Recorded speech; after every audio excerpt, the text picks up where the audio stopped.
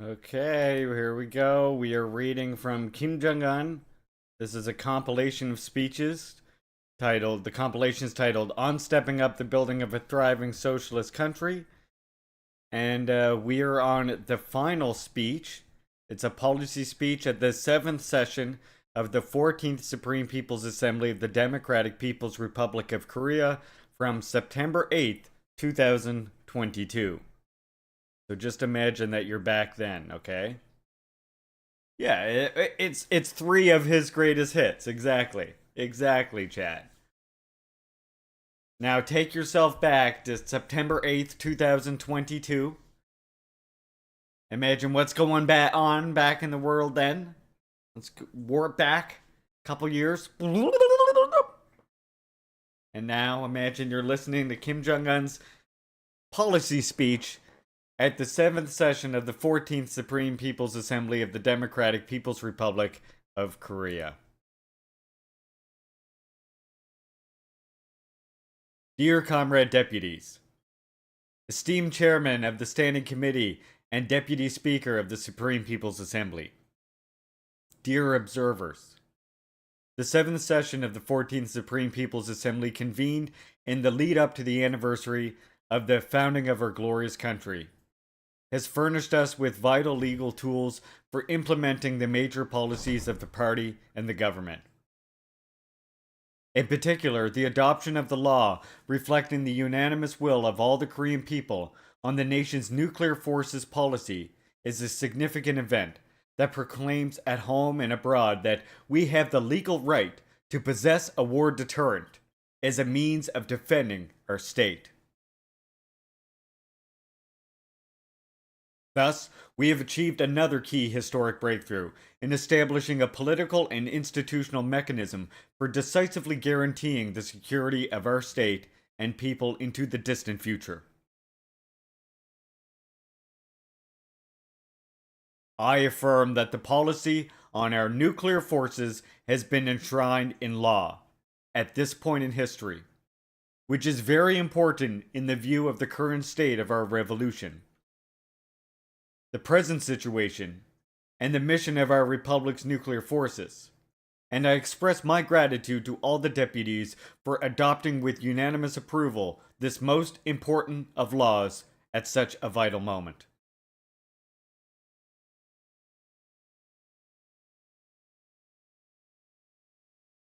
I also extend warm encouragement and greetings to the deputies who, as representatives of the people, are devoting all their efforts, wisdom, and passion to consolidating our state power and make it rock solid, and to accomplish the struggle objectives advanced at the 8th Congress of the Workers' Party of Korea.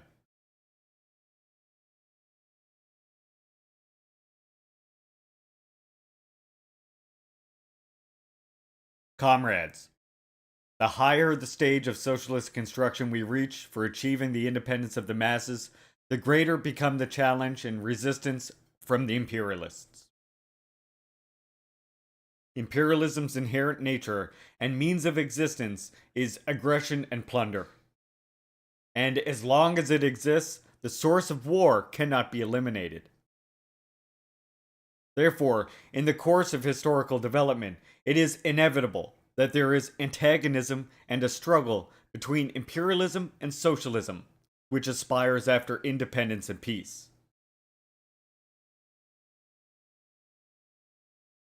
Therefore, it is crucial and vital requirement in achieving the steady development and prosperity of socialism that conditions and an environment be created that allow no threat of aggression.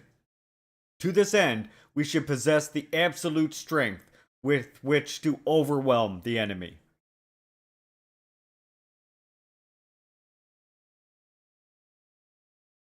Our republic, as a citadel of an anti-imperialist struggle and a fortress of socialism, has, in the face of every manner of intervention and pressure by hostile forces, been resolute in promoting the construction of a self-reliant national defense capability according to its own timetable.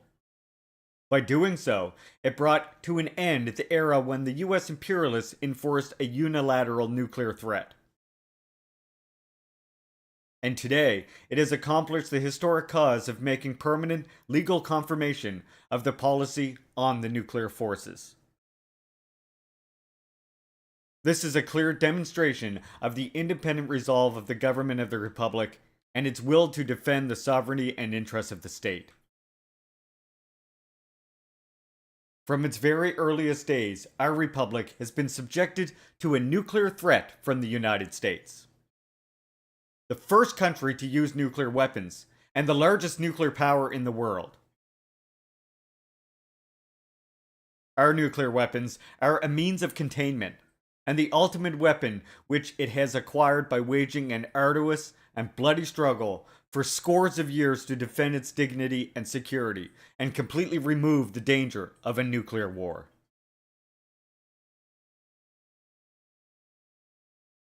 Citing the absurd sophistry that by possessing nuclear weapons and strengthening our self-defense capability, we are posing a serious threat to global peace and regional security.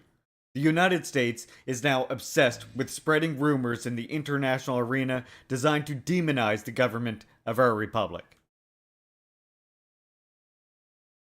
It is also intent on enforcing the harshest ever sanction regime and blockade, and on conducting a political and military offensive aimed at bringing us under its control psychologically and physically, to the point of even enlisting all its vassal forces.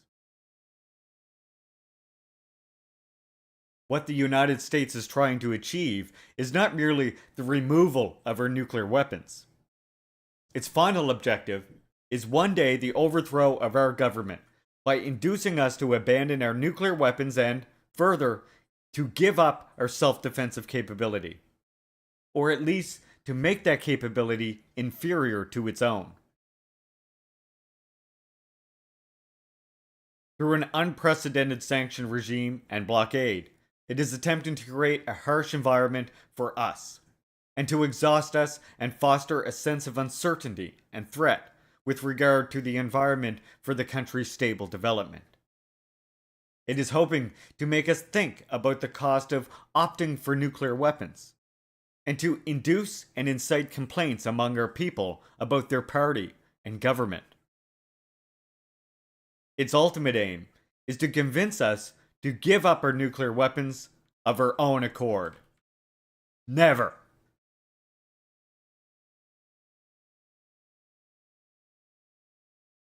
The enemy is guilty of a grave misjudgment and miscalculation. Let them impose sanctions for 100, nay, 1,000 days, or even 10 or 100 years. We will not give up our right to self-defense, on which the country's right to existence and the future security of the state and the people depend, simply to escape or circumvent our current difficulties.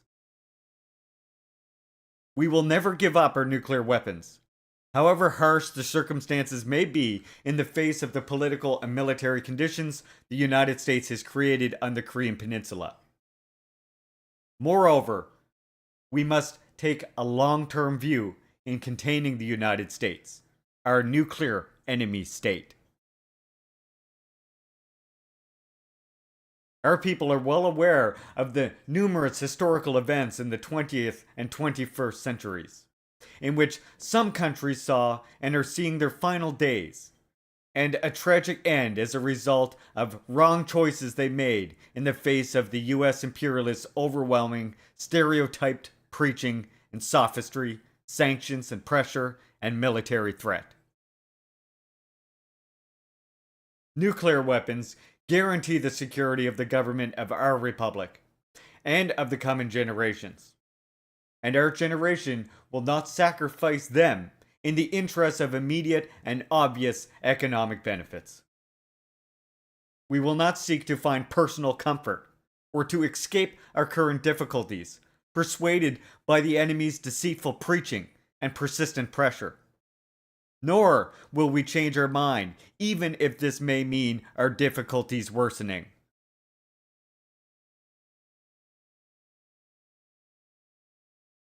In other words, we will remain the greatest and most steadfast generation in history of our republic. The United States will never realize its ambitions with regard to our state, or convince our people to change their mind.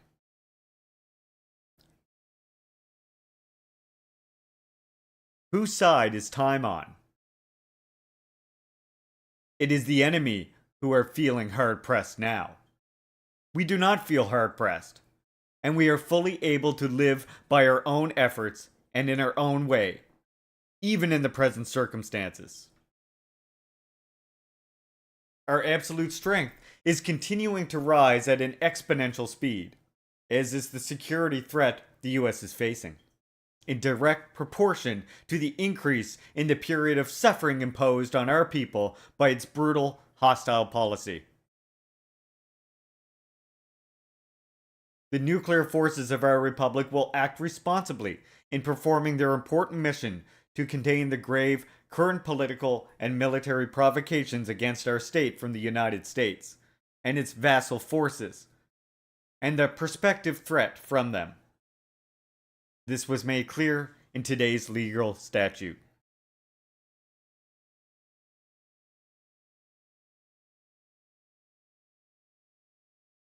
Our republic values most its independence and self-respect and the destiny of its people. It never tolerates hostile acts that may do them harm, and it stands by its word. Because of this, it could take such an audacious political decision as to enshrine its nuclear forces policy in law. At a time when the pursuit of hegemony is more rampant than ever, the world will clearly realize once again what is a truly independent, powerful country and a just state, and how mighty is the unquenchable spirit of our republic in dealing squarely with the United States, the empire of evil.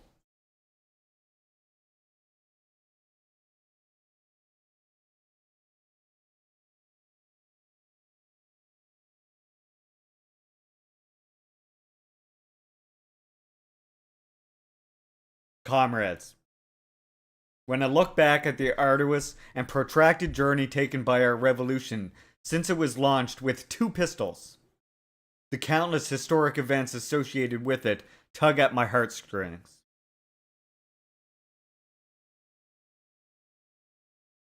The successes we have achieved are truly great. They feel even weightier and more valuable because they are a fruit of the unstinted support and encouragement from all the people, their precious sweat and blood, and their unprecedented painstaking efforts.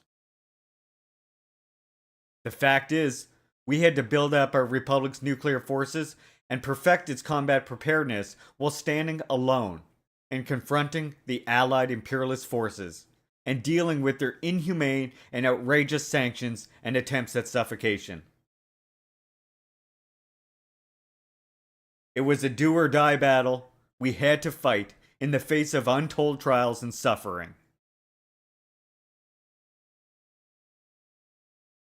It meant that our beloved children and all the other people had to tighten their belts still further and suffer from greater hunger, and that all our dear families had to undergo appalling difficulties in life. This was an unavoidable choice we had to make to win a greater victory. It was also an untrodden path on which we had to be prepared to suffer unbearable loss, with an end that was hard to envision.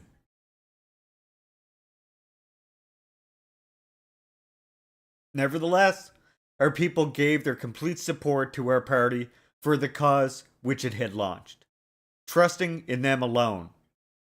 And they committed single-hearted, all-out efforts, despite all manner of hardships. Of course, our scientists and technicians have made tangible contributions to accomplishing the historic cause of building up the nation's nuclear forces.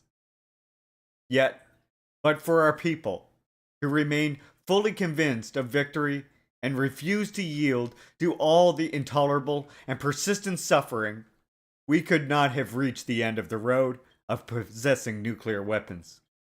Nor could our republic have greeted today. when the policy of the nuclear forces has been enshrined in law. By overcoming every manner of trials, by dint of their unique, strenuous fortitude and patriotism, our people have finally raised the glory and dignity of our state to such a height that no one would ever dispute it. On behalf of the party and government, I expend my heartfelt thanks to our people throughout the country.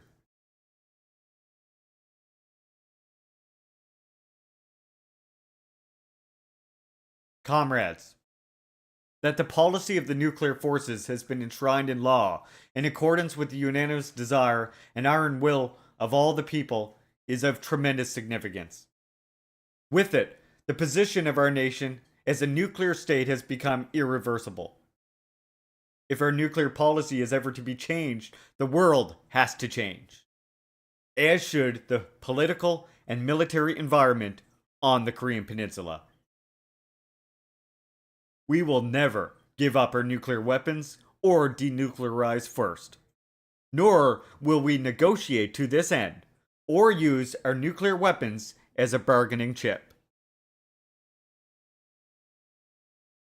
Its nuclear weapons represent our nation's dignity and honor. They symbolize the absolute might of our republic and are a source of great pride for the Korean people.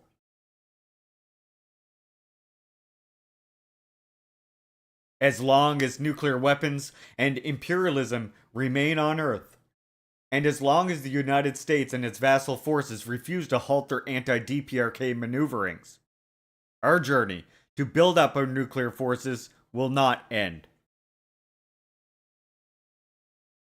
Our republic's nuclear forces represent the destiny of our country and people and their lasting prestige. This is our steadfast stand. We have drawn a line of no retreat regarding our nuclear weapons, so there will no longer be any bargaining over them. Herein lies the greatest significance of enshrining the policy on the nuclear forces in law. This event has made the peace-loving stand of our government and our republic, and our policy on the nation's nuclear forces more transparent and legitimate. It is humanity's desire to live in a peaceful world free from aggression and war. Yet, peace does not come of its own accord simply because people desire it. It is something that we can achieve and defend only when we are strong enough to contain the imperialist tyranny. Our republic's legalization of the policy on the nuclear forces constitutes a righteous blow to the imperialists who are violating and attempting to undermine the right to independence and peace.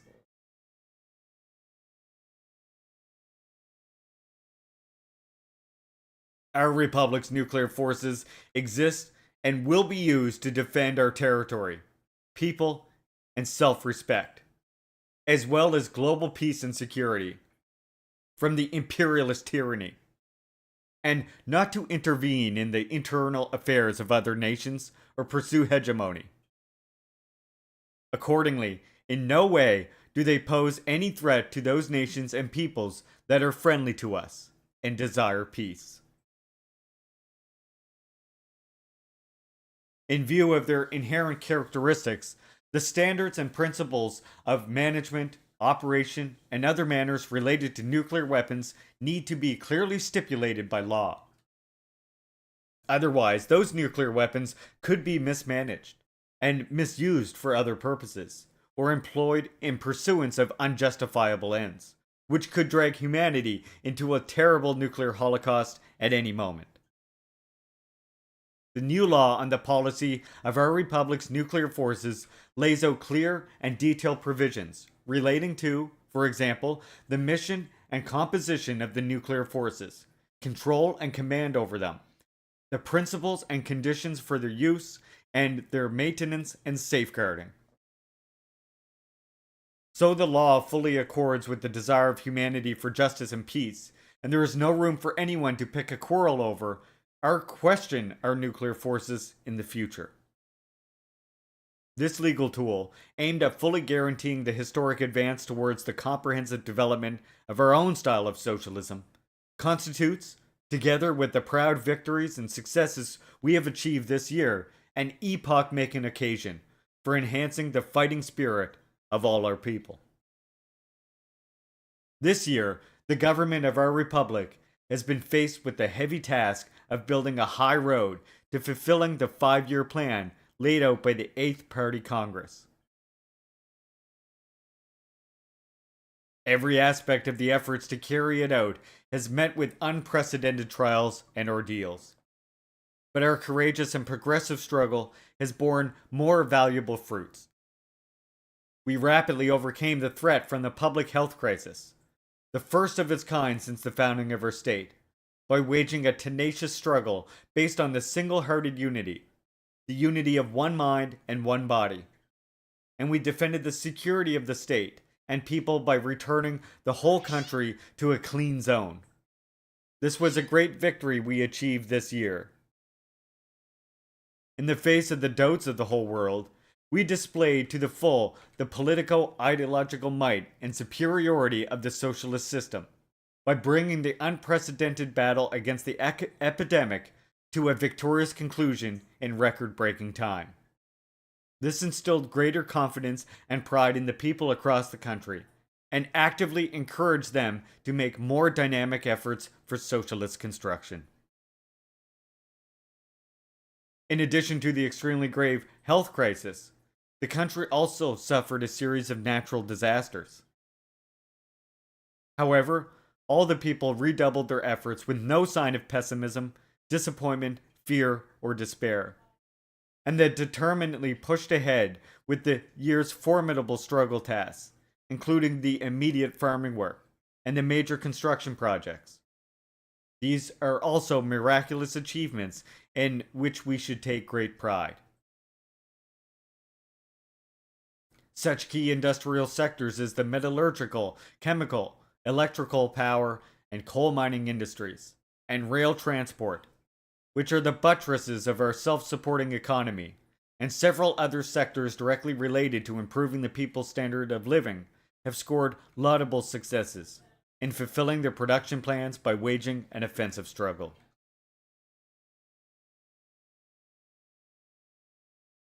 The unified guidance and management of overall state affairs, including economic work, are being further stepped up, with their socialist character enhanced, and medium and long-term projects are being designed and promoted with an eye to decades in the future. In this way, we are laying the foundation and creating assets for the country's economic development and the people's improved well-being. Sci-tech research has been decisively oriented to solving practical problems, in accordance with pragmatic plans and objectives. The country's education is developing in a balanced way, with a focus on training able talents.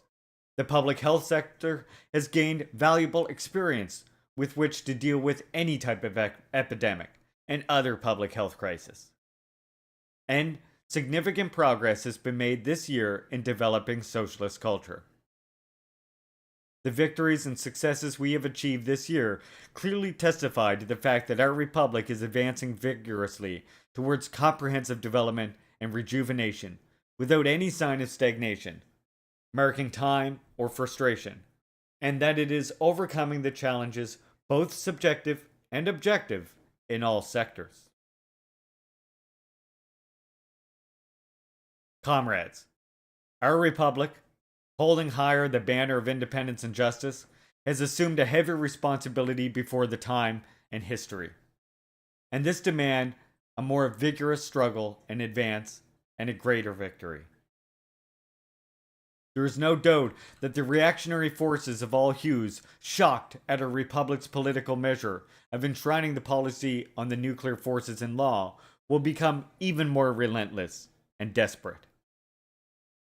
The challenges and obstacles lying along our way will never be removed unless the hostile forces rid themselves of their deeply ingrained intuitive delusion that someday, by employing such stereotypical tricks as threats and intimidation, sanctions, and allurement, they may completely disarm us of our nuclear weapons and bring about the collapse of our system.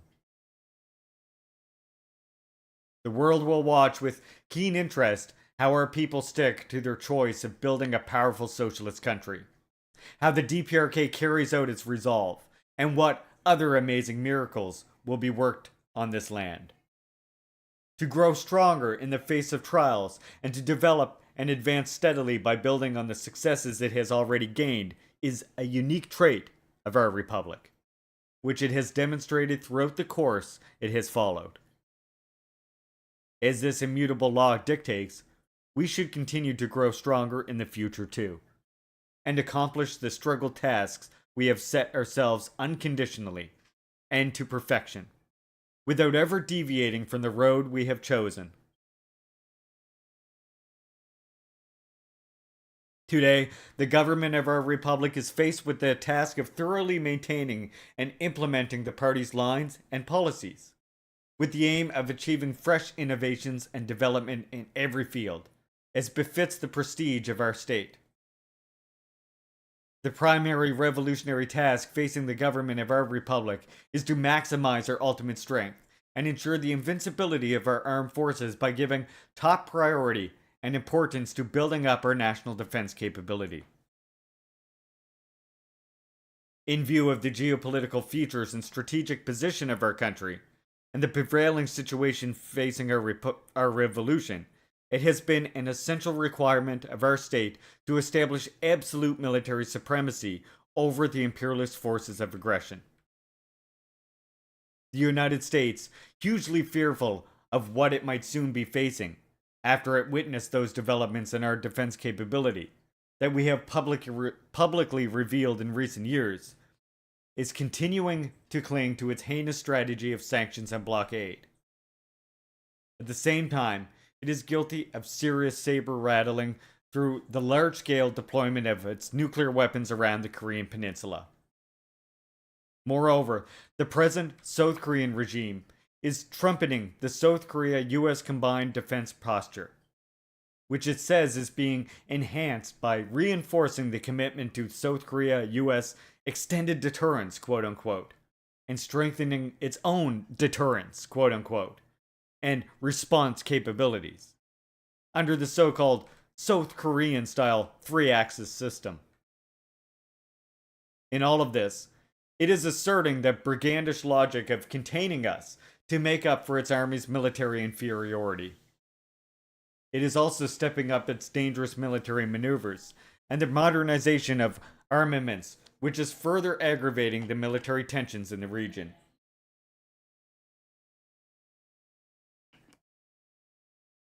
These serious developments show that the military situation around our state has assumed a protracted nature from going from bad to worse.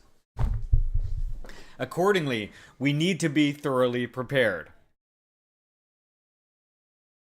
However, the situation, aggravated by the enemy's moves, has provided us with excellent conditions and the perfect environment for stepping up the development of our military forces. And, more importantly, justness for strengthening our self-defensive capability, and ultimately, good reason for building it up on a priority basis. The Ministry of National Defense and the defense industry of the Republic recognize the prevailing situation as the most favorable opportunity for building up our military capability. Our defense industry should adhere strictly to the planned orientation of its development, true to the defense development strategy put forward by the Party Congress, and go ahead full steam with the development of a new generation of military hardware that is suited to modern warfare. Most importantly, it is imperative to enhance the combat reliability and operational efficiency of our nuclear forces by steadily expanding the scope for the operation of our tactical nuclear weapons and diversifying and improving the means of their deployment. In this way, we can achieve the all-around consolidation of our nuclear combat posture.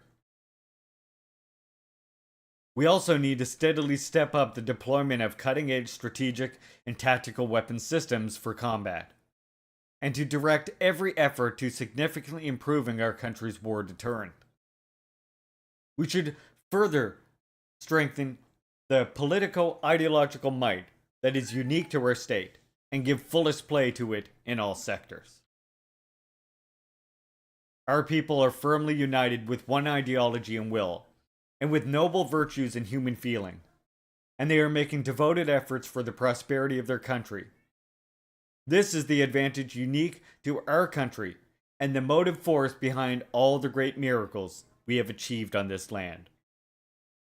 The might of single-hearted unity, the invincible might of our style of socialism, and the most powerful weapon of our state should be further consolidated in ideology, purpose, and moral obligation. We must thoroughly apply the people-first politics of our party in overall state affairs, and step up the activities of the state power to ensure that all the people take an active part in political affairs as masters of the state and society. We should instill in all members of society a sense of pride and dignity in having the best ideology, system, culture, and lifestyle, and inspire them to continue to give full play to the collectivist spirit, communist virtues, and beautiful traits of our society.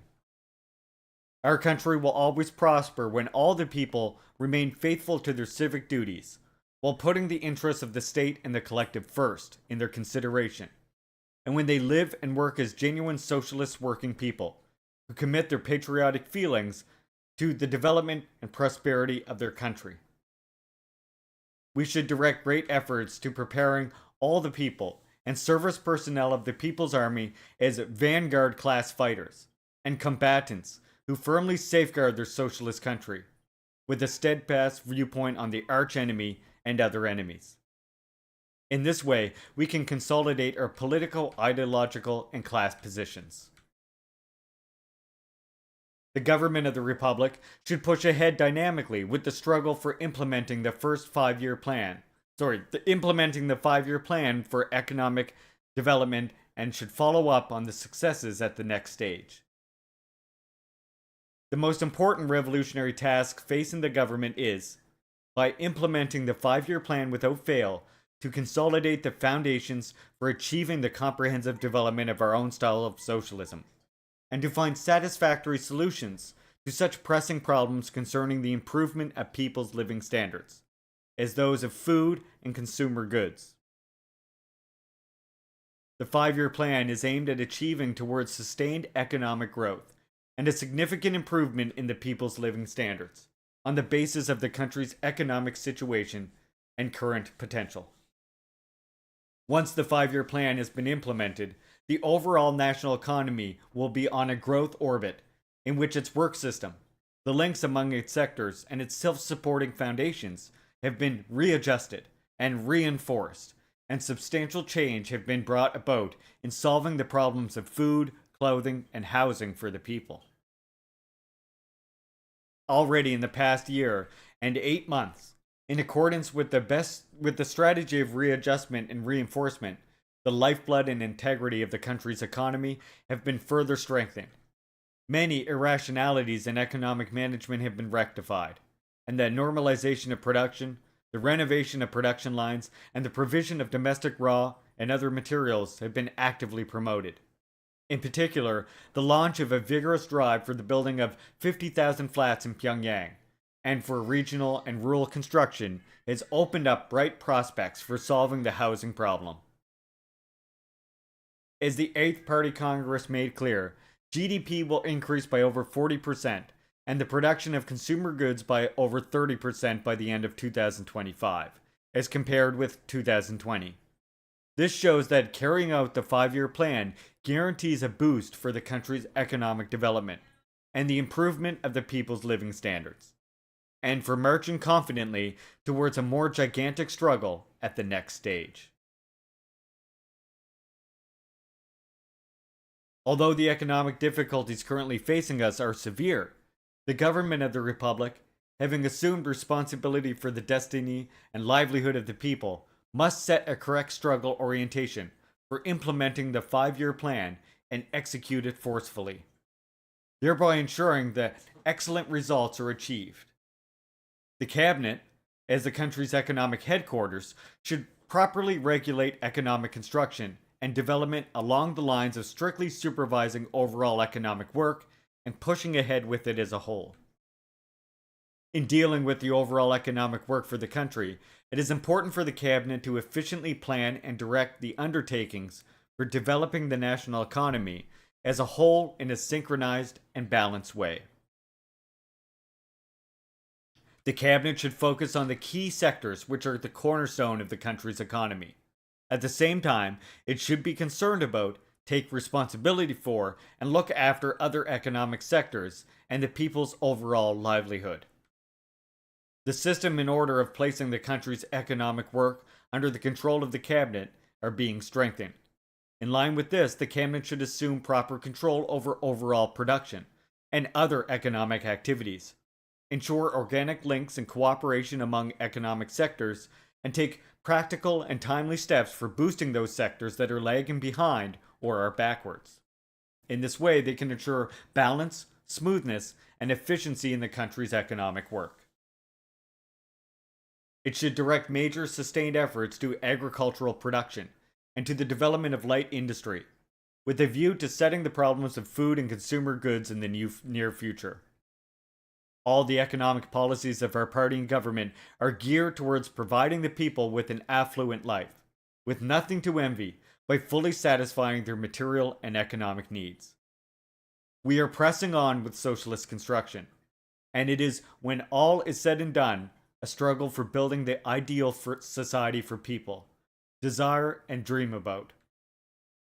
So, the more we step up the struggle, the more substantial results we will reap for the benefit of the people. If we fail to solve even the most elementary problems arising in the people's livelihood and subject the people to enduring hardships, then our economic work will be futile, no matter how hard we try. In stabilizing and improving the people's livelihood, nothing is more important than solving the problems of food and consumer goods. During the 5-year plan period, we should hit the national target for grain production without fail, so as to supply the people with enough food, and should increase production in light industry in terms of both quality and quantity, so as to solve the problems of daily necessities and basic foodstuffs. An important task to this end is to putting farming on a stable footing, increase agricultural productivity, address the structure of grain productivity, and improve grain procurement and food supply. Since the conditions and environment for farming are expected to become more unfavorable, it is necessary to take steps to cope. Scientific and tech. Soda, no, don't, please. I'm trying to read. Scientific and technological initiatives, such as the seed revolution, should be made the main link in the whole chain of farming. If we are to attain a higher and stable harvest, without being affected by any change in the climatic conditions, the whole country should be mobilized to provide labor assistance to the countryside, and sufficient amounts of materials supplied to meet the annual farming needs. Officials in particular should acknowledge that climatic conditions will be unfavorable, carry out an overall assessment of agricultural production, and in line with this, provide scientific and planned guidance for farming. An important way of reducing imbalance in agricultural production and increasing its stability is to restore and improve irrigation facilities. The whole country should join the efforts to carry out the project for rehabilitating irrigation facilities without fail. In 2 or 3 years, by restoring or readjusting what has been destroyed or is old, and by installing more where necessary. I will leave the soda interruption, chat. Thank you for that. Thank you. The area where wheat is cultivated and its output have begun to increase this year. From now on, they should be increased annually. Simultaneously, the work of storing and processing the harvest should be carried out properly so that the policy of the party and government on improving the people's diet can prove its practical worth. Rural rejuvenation should be stepped up under the banner of Rural Revolution program in the new era. Rural rejuvenation means solving the socialist rural question and is part of the struggle to defend socialism. As is set out in the Rural Revolution program in the new era, the primary task is to enlighten the agricultural workers. Only when the level of consciousness of the agricultural workers, who are masters of the rural revolution, is raised, can they have a clear understanding of the Rural Revolution program in the new era, play the core leading role in implementing it, and make a positive contribution to further developing the socialist countryside as required by the rapidly changing times.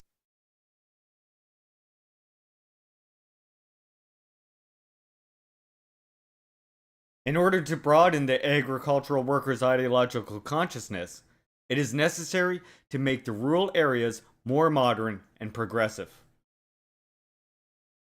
We should push ahead energetically with the work of upgrading the agricultural production environment.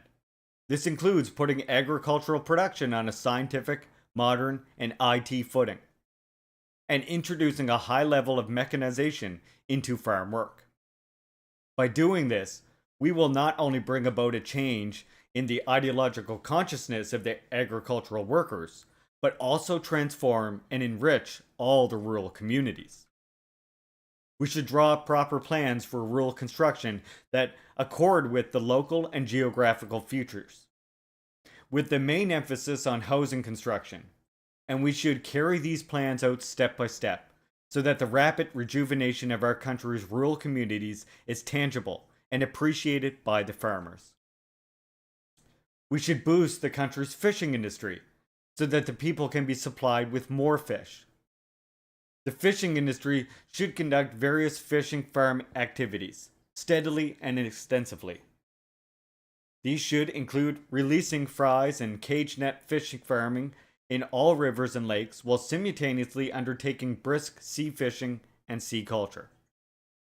In this, it is important to conduct regular scientific investigation into the state of the conservation and propagation of aquatic resources, and based on this, increase aquatic production on a planned basis. We need to give a spur to the revolution in light industry so as to solve the problem of consumer goods.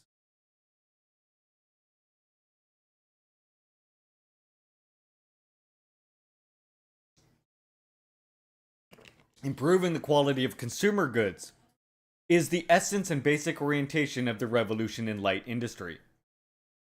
If we are so bent on fulfilling immediate plans that we continue to produce low quality consumer goods, ignoring the needs and desires of the people, who are becoming more cultured by the day, then the country's light industry will drift into a vicious cycle, and there will be no hope for its development. The light industry sector should help its scientists and technicians and workers to broaden their horizons and steadily raise their technical levels and skills.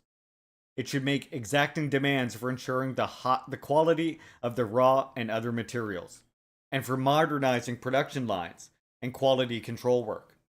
In this way, it can fully guarantee the quality of consumer goods with the people's appraisal as the standard. By bolstering regional industries across the country, we should usher in a new era in which regions are transformed and developed by themselves. If the local industry factories in all the cities and counties play their proper role, they can solve a number of problems in developing the country's economy and improving people's living standards. Having renovated its local industry factories, Kimra County is meeting local demand with its own sources of raw materials. We should push ahead powerfully with the work of expanding this practical experience to all the cities and counties across the country. I want you to take note here how when DPRK is talking about economy, it's not talking about the speculative Wall Street economy. It's actually talking about economy, as in people's healthcare, people's access to food, to clothing, etc. With regard to this, the state should establish a committee to take responsibility for renovating the local industry factories in cities and counties, including their design and the execution of their construction, and push ahead with the projects. However, the current capacity of cities and counties is weak. So after the factories have been renovated, we should take steps for securing raw materials for them and making initial investment in them until they can stand on their own feet. Local industry factories should focus on improving the quality of their products. In this way, they can make a substantial contribution to improving the livelihood of the local people. And they should ensure expanded reproduction so that they can operate by their own efforts. In implementing the 5-year plan for national economic development, key industries should continue to fly the banner and take the overall lead in the national economy. Key industries are the cornerstone and mainstay in our self-supporting economy. Only when these sectors achieve an upsurge in production can the overall national economy rise up and a bright vista for economic development at the next stage be created. To this end, the party and government have already disbursed a large sum of money to the metallurgical and chemical industries, and they intend to adopt further the economic and practical measures necessary for renovating the electric power industry and various other key industries, expanding their capacity and putting their production on a normal track. The metallurgical, chemical, and other key industry sectors, as they strive to implement the plans pertaining to the strategy of readjustment and reinforcement, should carry out their production plans without fail and without delay. By doing so, they can build up a more powerful motive force and potential for the growth and development of the national economy. In particular, the management of labor, equipment, and technology should be regulated according to well thought out plans so as to prevent economic losses resulting from various equipment related accidents, and a closer connection between production and consumption should be established from the standpoint of the state as to enable the key sectors to work without interruption. All sectors and units of the national economy should make a tangible contribution to the national economic development and the improvement of the people's livelihood by improving business and enterprise management in such a way that they can maximize profits while saving on everything, including labor, energy, materials, and land, starting with the viewpoint that economizing is synonymous with increased production and patriotism. We need to draw up plans for long-term undertakings of great significance in the country's economic development and the improvement of the people's living standards, make scrupulous arrangements for them, and push ahead with them in a planned way, stage by stage. Simply maintaining present production on the excuse of the country's economic difficulties is merely self-preservation and retreat, and an expression of abandoning the revolution. Genuine patriots are those who fight on by sticking to the principle of planning, making arrangements for, and performing any undertakings, be they big or small, so that their descendants can enjoy the fruits to the full, even in the distant future. If we are to work genuinely for the good of the people and the prosperity of the country, we should set ourselves noble ideals and goals while persisting with the struggle to achieve them. We need to keep channeling our major efforts into projects that will provide our people with better and excellent living conditions in the future, including the construction of 50,000 flats in Pyongyang and at large-scale greenhouse farms. If we are to continue to undertake ambitious construction projects in the future, too, we should build large-capacity building materials production bases in Pyongyang and the local areas and produce and supply good quality building materials, including finishing materials by ourselves. Through a struggle to continuously carry out the long-term grand construction projects and successfully complete them, we can demonstrate the development level of our state, where the people's long-cherished desires are being met one after another and secure its rosy future. We need to make scientific calculations and accurate action plans for long-term economic projects, including the construction of a major canal linking the east and west seas of Korea, and, once they are launched, to make a nationwide effort to ensure that we can make a success of them. Among the important affairs of government of the Republic should push ahead with the present Among the important affairs of the government of the Republic should push ahead with, for the present, are land administration and disaster prevention. The heavy human casualties and material damage caused by extreme weather events are a serious challenge, now being faced by the whole world, and disasters are occurring every year in our country too. Conserving rivers is akin to controlling the weather conditions, and river improvement is an immediate and long-range undertaking. At present, river improvement work is being limited to dredging and building retaining walls along riverbeds. It should be conducted according to intermediate and long-range plans, in order to work, in other words, a scientific river improvement strategy. We should put water management on a scientific basis, by carrying out an accurate assessment of the water adjusting capacity of the country's rivers and streams, creating buffer points based on a proper judgment, and perfecting the system of water management. We need to continue directing a major effort to building up our national disaster prevention capacity, so as to minimize the damage from natural phenomena. For the present, all provinces, cities, and counties should ensure that they possess adequate forces and equipment for saving people in the event of more flooding. We should push ahead more powerfully on a nationwide scale with the production and management of land and environment. This should include forest restoration. Stop it. This should include a forest restoration campaign, soil erosion control, dike projects for tidewater control, and road reconstruction.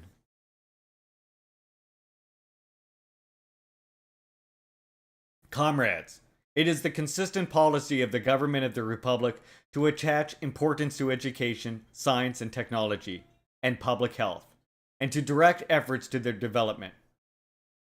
At present, we are badly in need of, more than ever before, of a large number of skilled individuals with practical abilities, as well as scientific and technological breakthroughs geared towards solving the actual problems we are facing. The government of the Republic should put forward a talent strategy, a strategy of sci-tech development, as the core strategy of comprehensive rejuvenation of the state, and give a powerful boost to its implementation. The country's education is currently failing to follow the global trends in development and meet the requirements of the times in terms of quality.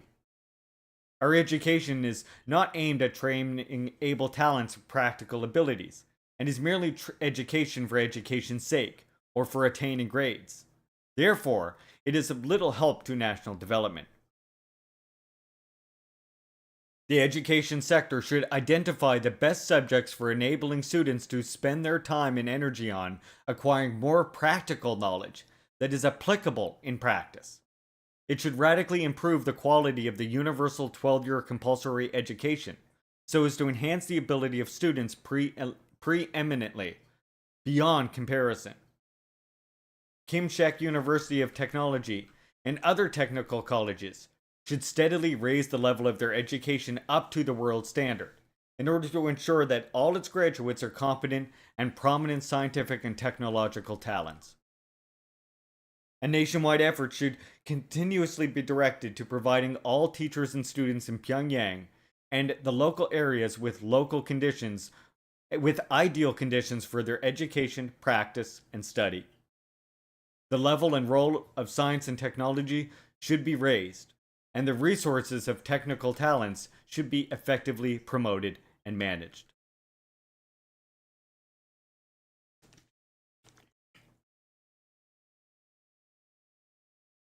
The development of science and technology requires that research means and talents should be made ready. So nationwide attention should constantly be paid to the matter and substantial measures be taken to resolve it. As I have emphasized time and again, the scientific research sector should guard strictly against the attitude of simply making up the numbers of research achievements. Rather, it should present proper sci-tech results, even if only a few in number each year, which are capable of actually shoring up the country's economy. All sectors and units should regularly study and substantially review the operations of sci-tech learning spaces, which are important bases for making all the people well versed in science and technology, and should steadily step up the dissemination of science and technology so as to activate the mass technical innovation drive. We need to make sure that sci-tech achievements are shared, absorbed, and propagated, that good conditions are provided for gaining access to sci-tech data, and that outstanding units, scientists, and technicians are given preferential treatment and recognition. This will help the climate of attaching importance to science and technology to pervade the whole society. We should steadily improve our medical services in order to protect and promote the life and health of our people. The recent public health crisis led to a comprehensive re-evaluation of the current state of our public health sector, and the urgency of raising its level and capacity has become all the more evident. The most pressing problems in medical service should be resolved first, from the standpoint that the life and health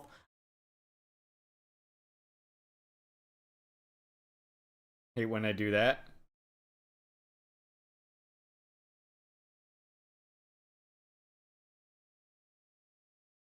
Where the heck was I?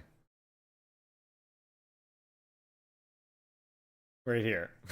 I hate when I hit the arrow key by accident.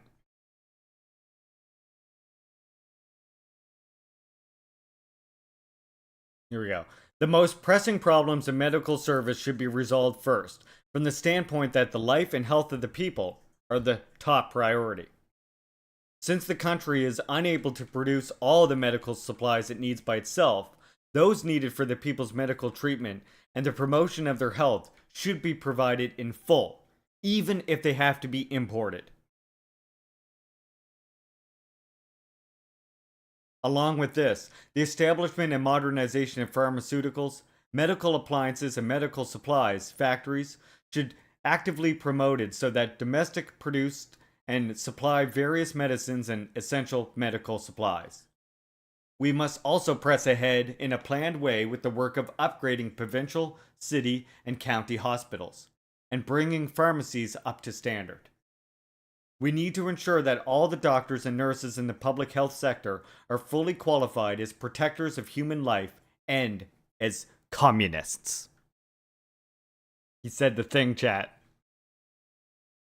They should be encouraged to emulate the spiritual world of self-sacrificing devotion displayed by the medical workers who moved the people during the recent struggle to eradicate the malign virus.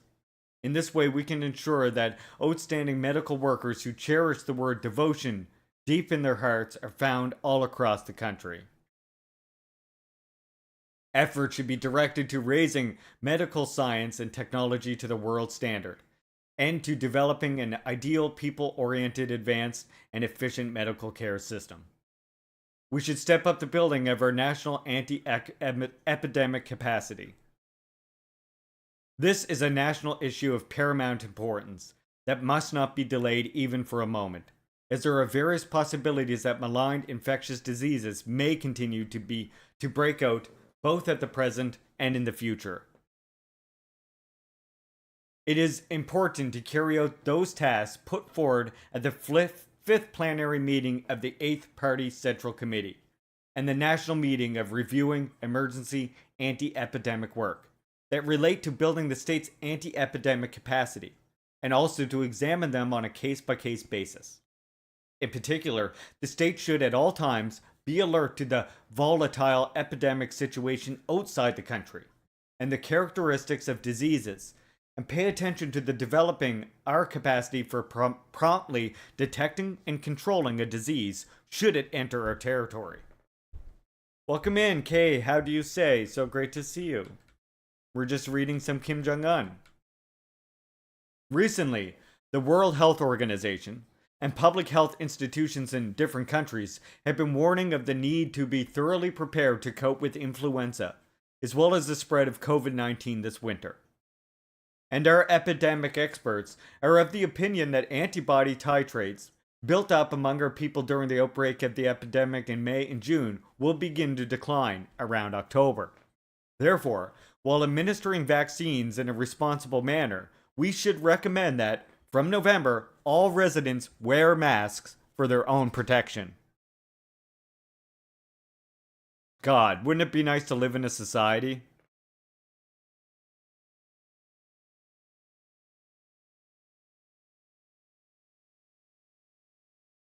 Comrades, in our present international situation, we can see that the contradictions between justice and injustice, and between the progressive and the reactionary, especially the balance of power around the Korean Peninsula, are more pronounced, and that the change from a unipolar world advocated by the US into a multipolar world is being accelerated significantly.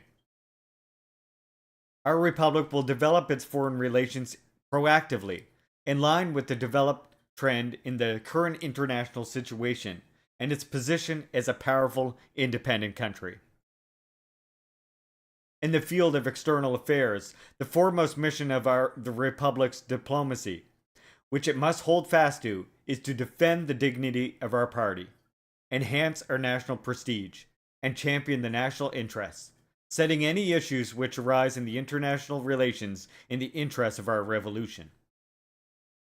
It should develop its external relations in a multifaceted way, as it further expands and develops friendly and cooperative relations with the neighboring countries, and collaborates with all countries and nations which oppose and reject the imperialist aggression and interference, domination and subordination, and which aspire after independence and justice, regardless of any differences in ideology and system. Along with this, it should try to find a way of making diplomatic efforts for the developing multifaceted exchanges and cooperation with those capitalist countries that respect our country and are friendly to it. In order to build on today's proud victory and achieve an ever greater victory in socialist construction, by carrying out these tasks facing the government of the Republic, we should thoroughly establish the party's unified leadership system in state building and activities. The government of the Republic should organize and guide all affairs with the lines and policies of the party as the absolute criteria, and orient its activities decisively to carrying out the party's policies. All government agencies should establish the revolutionary habit of accepting and implementing the decisions and instructions of the party unconditionally, without the slightest excuse or pretext, and make it an iron rule which is inviolable in any circumstances to report all problems to the party and deal with them in accordance with its decision. Soda, why are you being like this? You behave yourself. I'm almost done, and then I'll chase you or whatever you want me to do. The functions and role of the people's government organs should be enhanced. The work of government organs, which embrace all domains of socialist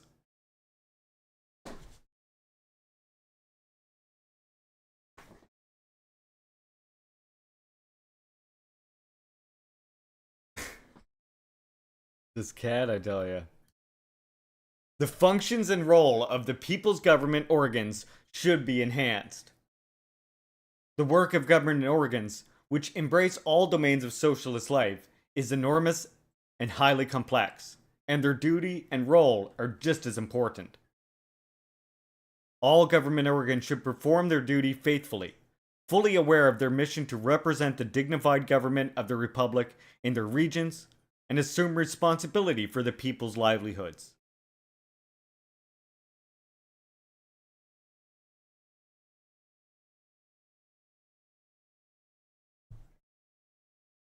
They should take full charge of the policies and instructions of the party and government for their regions and units, draw plans and give guidance in a responsible way, so that they are fully implemented and create positive conditions and a positive environment in which institutions, enterprises, and cooperative organizations and residents can carry out their work and activities smoothly and effectively. They should make devoted efforts to ensure that all the children and families enjoy the benefits of the people oriented policies of the party and government fairly and without exception. Always learn about the problems relating to the people's lives, including the matters of drinking water and fuel, and adopt carefully thought out measures and advance to prevent even the slightest inconvenience or trouble. All officials, as leading members of the revolution, should have extraordinary ideological preparedness and determination to make strenuous efforts. In our society, officials should be servants in the true sense of the word. The word official is not something related to any honor or authority, and the value of officials' existence is inconceivable, separated from their natural mission of serving the people. If officials enjoy a life of comfort and luxury, this is not true socialism, and they are adding to the people's troubles. Officials should never forget that their positions require them to shoulder a heavier burden and to work harder for the party and revolution, and the country and the people. They should be boundlessly faithful to their duties, always feeling under pressure and experiencing an acute sense of responsibility without being distracted for even a moment. When there is a new job to be done, they should not avoid it or adopt stopgap measures, but should take the lead by drawing up a detailed plan, commanding the work, and throwing themselves into it with the trait of setting a personal example so as to bring about good results.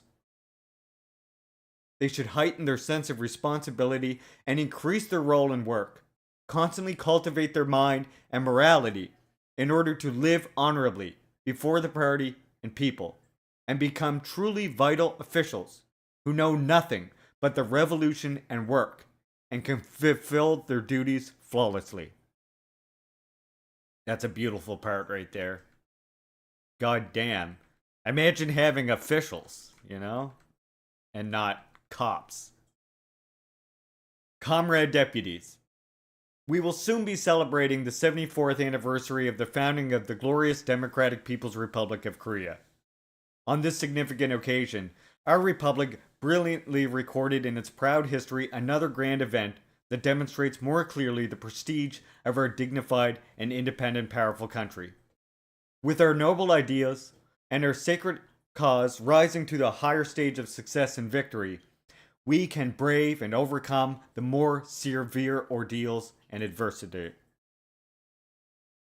Today, our struggle is accompanied by unprecedentedly extreme difficulties, and we do not know what kind of challenge we may face next. Yet, it is clear to all that our republic is progressing without the slightest hesitation and facilitation, and will continuously advance and grow stronger in the future too. This is because our cause, our ideology, and our line all represent justice and truth. And we have the great might of firm, single-hearted unity of the party and the masses, which nobody can break.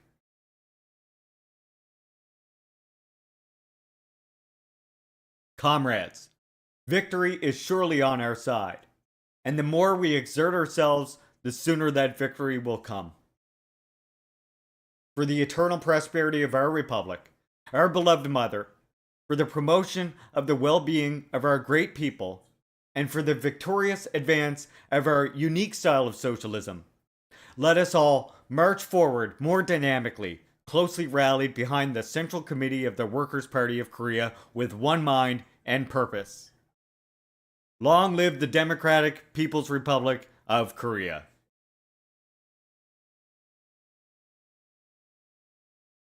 And that's it. Kim Jong-un, 2022.